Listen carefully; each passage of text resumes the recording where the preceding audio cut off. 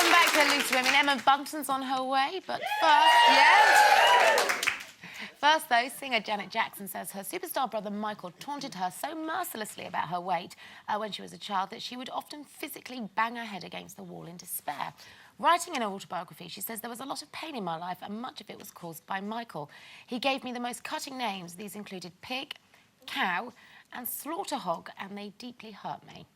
So has the phrase, names will never hurt me, ever rung true for any of us? And do you think that the hurt you get from name-calling has carried through to your adult life? Well, I have to say that if my parents ever caught me calling my sisters unkind names, not like, you know, you always go, I hate you, oh, I wish you were dead, sort of, those sort of arguments, you know. And that's fine. That's fine. But name-calling, I have to say, we would have got a clip round the ear and she'd have been done for abuse. No, but I do think that name-calling is horrible and it can result in proper bullying, and that is terrible. But I have to say, whether it's just my age, but in my school, the name-calling was never really full on. I didn't have a nickname. I didn't have anything specific that they got it before. They just hated me, or nobody liked me much. But I rose above it. And what I think sometimes now is that maybe it just toughened me up to the word, to the name calling. Like, what do you mean they didn't like you? Well, they just didn't let me play in their gang, and they said I was a show-off. And yes, but I'm saying, but that is shut up. But we're talking about name. I'm not. I said it can lead to serious bullying. What I'm trying to say is name calling. Children do it because that's what children do. And I think, hopefully, if you've got a secure background, you can go home and say to your mum and dad, they called me pig face. You could say to that child, well, go back and call them horse face. You know, don't concentrate on it to the point that you turn it into something else. But it's the thing that if the child has got a bigger nose than the other kids, or has got prominent teeth or something, and all the kids, you know, Louis had this little friend years ago who had, you know, he just had a bigger nose than everybody, but this poor little kid would be in floods of tears because there was nothing he could do about it, and kids will always pick on something that is different. Do you know what I mean? And I think what gets me nowadays is that I've been very lucky that I wasn't bullied as a child, and I think that I've escaped it because so many of my friends have. The worst that, because my family were in confectionery, I was called Truly Scrumptious. Hasn't really scarred me. Quite like that. Toot sweet, with the villagers. But as I say, the times that it upsets me when I read about all this cyberbullying and this bullying on all the social networking sites and everything, and it's evil, which is leading children to kill themselves. It's so horrendous. Oh, that's an extreme, though, Denzi. I'm talking It's about happening name a lot, calling. Linda. Yes, but name calling in a playground happens. It does, and unfortunately, children are brutal in as much as they say what they see. And if it's a big nose, then that's where the nickname derives from. Or if a child is, you know, in my case, overweight, my nickname was Lunchbox. Yeah, which isn't as damaging as maybe some other names. But I did have, remember those lunchboxes where you used to put a flask inside? So it's quite big. And I was quite big, and it really bothered me. And you know, I look back now in my adult life and I think, and so what? You know, my friend Claire had curly hair. They called her Claire with the curly hair. You know, that's what kids do. They say what they see. It depends how fragile you are, though, doesn't it? Well, at that moment in time, I was a bit. I was sensitive about my weight because I was carrying a lot of puppy fat. That's what I mean. And it's when they pick on something that you're sensitive about can lead to scars. But what I would say is, you know, yes, at the time it probably tipped me over the edge in as much as I really decided to do something about it because I wasn't going to be called names anymore. So I thought, well, I'll show you. But I can't say that those kids were responsible for me developing anorexia nervosa. I was responsible for that. That was me. Those kids didn't give me a mental illness. That was within me and remains in me to this day, and I manage it.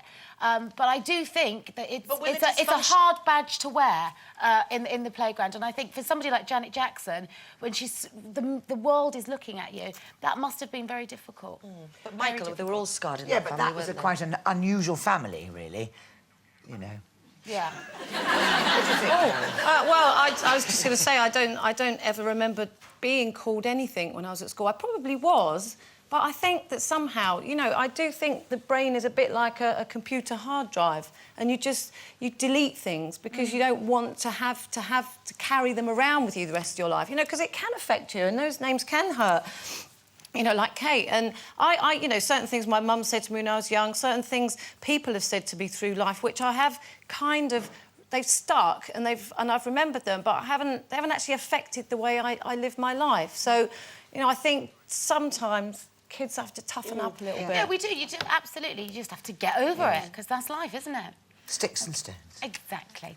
Now, these days, when it comes to double acts, Brad and Angelina aren't the only attractive figures around here causing a stir. For this week's competition prize, we've got the perfect pairing of 10 grand to give away and £5,000 to spend at M&S. Yay! To win that dazzling duo, all you have to do is answer this question correctly to stand a chance. Who is Richard Madeley married to? A. Judi Dench, B. Judy Finnegan, or C. Julie Andrews? Call 09012931941. Calls cost no more than £1.03. From BT landlines, calls from other networks may be higher, and from mobiles will be considerably more. Text your answer A, B, or C to 63303. Text costs £1 plus one standard network rate message. Red button viewers can enter by pressing their red button now, or enter for free at itv.com. Entrants must be 18 or over. Lines close at 11 a.m. on Monday, 28th of February. And entries made after this time won't be counted, but may still be charged. And the best of luck.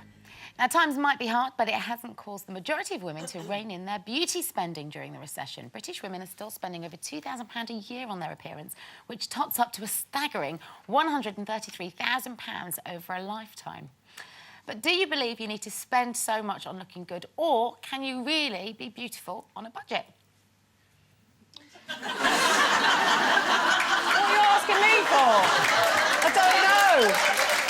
Do you know what? The thing is, my New Year's resolutions were don't go on so many holidays, spend more money on my appearance, and I've broken both. Can you tell?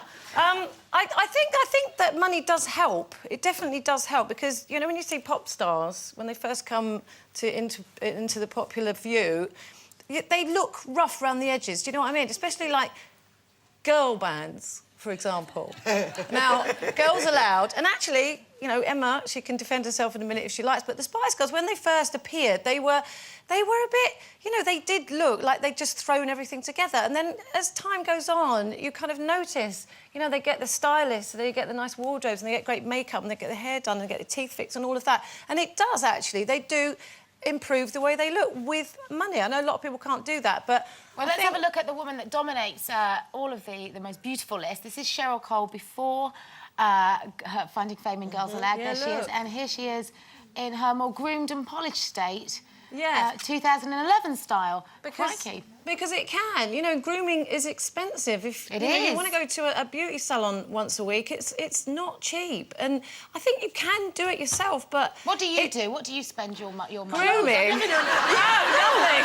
Carol, you spend more money on clothes than anybody I have known in the history of clothes buying. Excuse me, I haven't bought myself wear nice anything for clothes. months. No, but you do. You buy Sadly, decent... she's never invested in a hairbrush. You buy decent clothes. I would argue that you can actually, as a normal person, help yourself without spending loads of money. I mean, we're not talking about plastic surgery. What annoys me is when people go... There's a famous Italian actress who should be nameless who goes, I owe it all to spaghetti. And you think, I don't think so. I think you'll find there's a lot of surgery involved here. Yeah. But you They say it's this cream I use, yes, which is you know, £2.50. oh, please do us a favour. yeah, right. But you can... But let's be honest, if you sit around in tracksuit bottoms and a dirty T-shirt and never go to a hairdresser and never get your roots done, you ain't going to win a style award. But actually, you can dress just a bit of makeup and having your hair done more than anything your can hair's so change how you important. feel about yourself. It's also to do with styling, because I remember my mum years ago, you know, who never really had very much money, but my mum always looked amazing because she just Not could... to mention your dad. She could, not to mention my dad, yes. Well, he had always had better dresses than my mother. Great makeup. And great makeup, yeah, and he does that on a budget. Look how good Raquel looks.